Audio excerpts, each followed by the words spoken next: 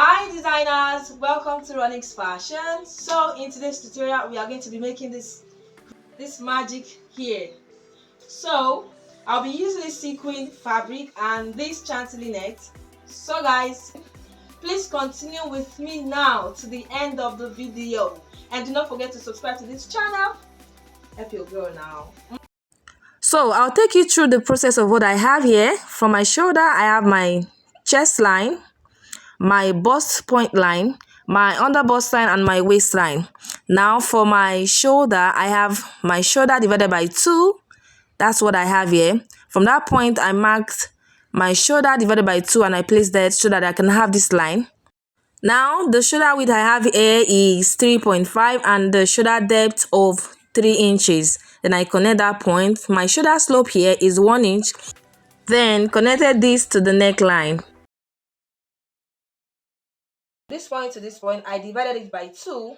I came in here by ½ inch. Then I connected this armhole. 2 inches is the difference between my front length and my back length. Here it is.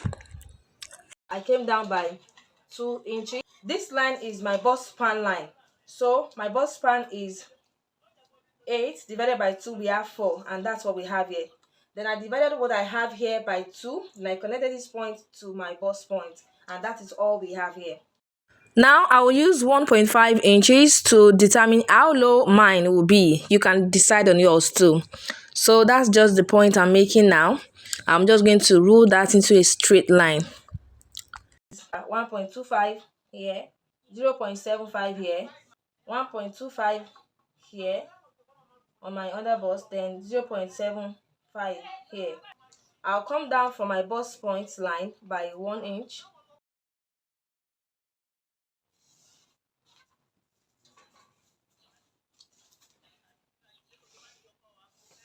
The next thing I will be doing is, from my bust point line, I'll come up by 1 inch, just so the bust will have room, enough space. If you are on the small size, you do not need all of this. Just go straight to the point like this and then like this. So now on this my over bust line, I'll do 0.75 on both sides.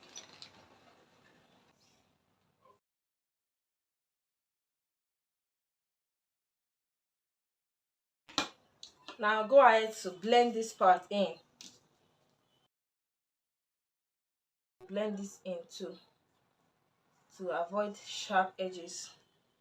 I'm going to extend this dart intake, so I'll extend it by 1.5 here, 1.5.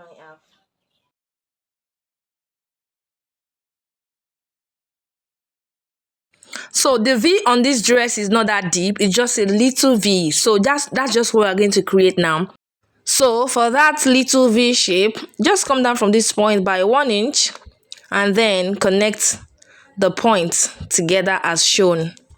8 divided by 4, we have 9.5. 9.5 plus the ½ inch here, we have 10 inches. So I'll place my 10 inches here. 10. On the underbust, it's your underbust divided by 4 plus the dart intake. And the waist divided by 4 plus the dart intake. So let's connect these points together.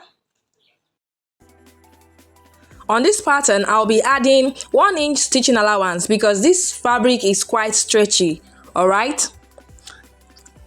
So we are just going to do that as shown. 1 inch stitching allowance to this. So I'm tracing out to make the yoke part visible, then go ahead to cut it as shown. We want to close the bust dart. To do that, I'll cut this open. Now let's close this bust dart. So I find it easier to close when I divide this into 2.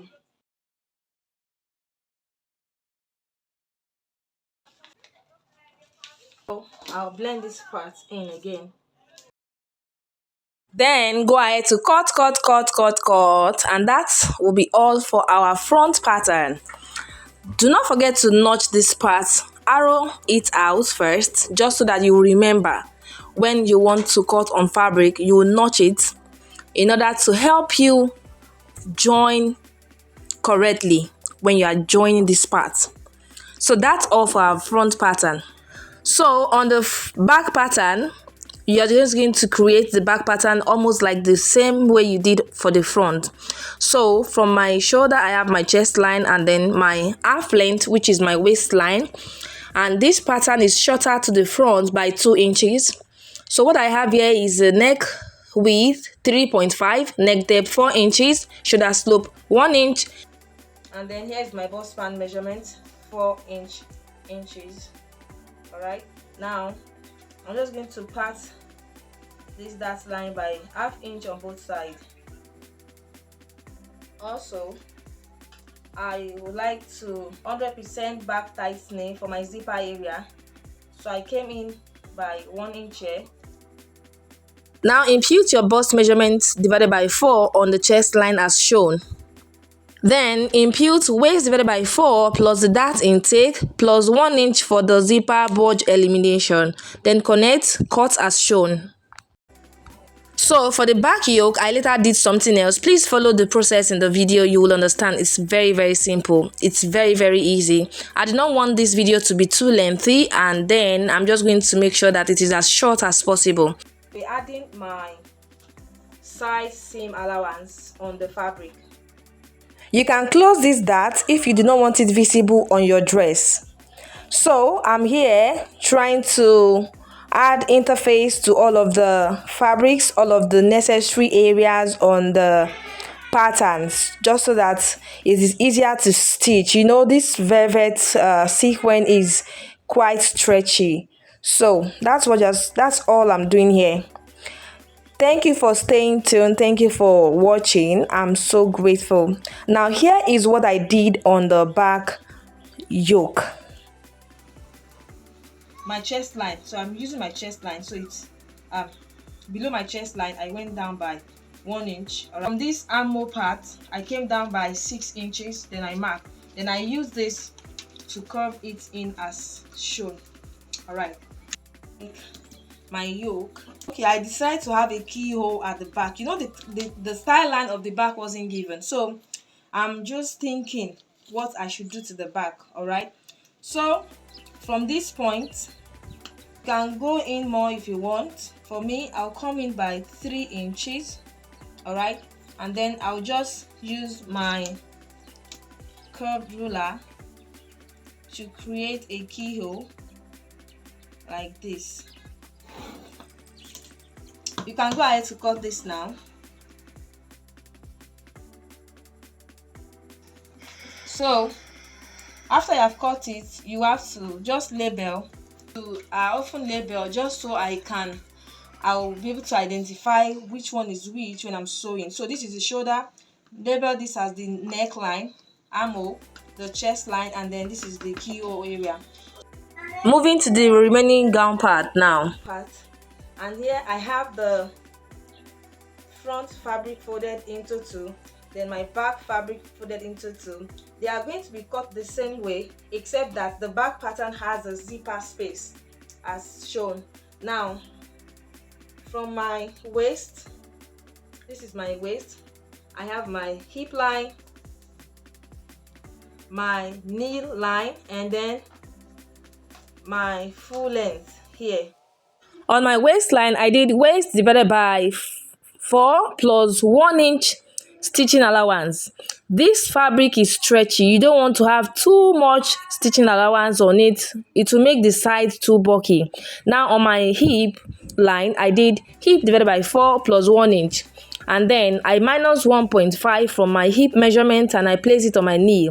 Then whatever I have on that knee line, I place it on my hem as shown, then connect it straight away. Then you cut. We don't want to waste time here.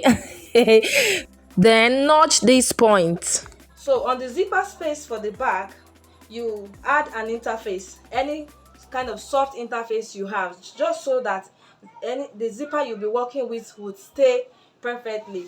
And then I'll equally trim my back pattern a little, just so it sits perfectly. So I'll trim it by ½ inch. Before I slash my back pattern open, I will add my interface first. Now, here are the patterns for the back.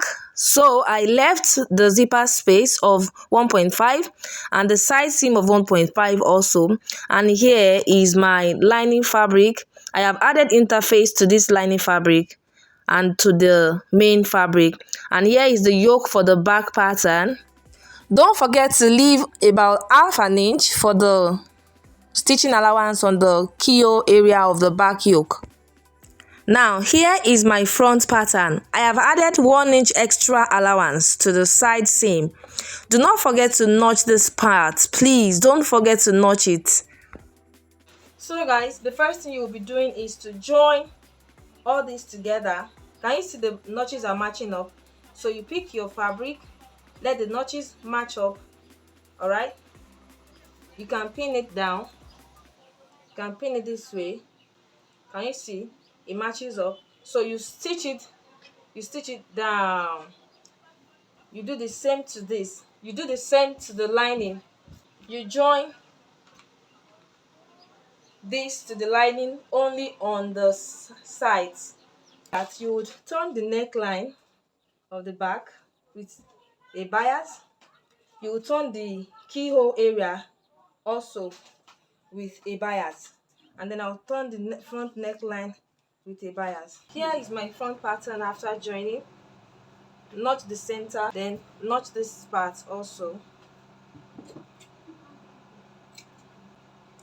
So right side facing right side like this. Right side facing right side, then you make sure this also goes in. So I'm just going to use pin to hold it down. You stitch it from this point to this point, from the center to the side. Alright guys, so here is what my front pattern is looking like. Now we want to go ahead to start joining this to our skirt part. Now go ahead to match up the notched parts we have on the center to the center part of the upper side as shown. Now match up this point correctly. Start the stitching from the center to the sides. You do the very same thing to the back pattern, and then I'm just going to stitch down the back space for the zipper. I'll then fix my zipper as shown. If you watched to this very point and you are yet to subscribe, what are you doing? Help your girl. Subscribe, like and share this video, and I will see you in my next one. Bye faves.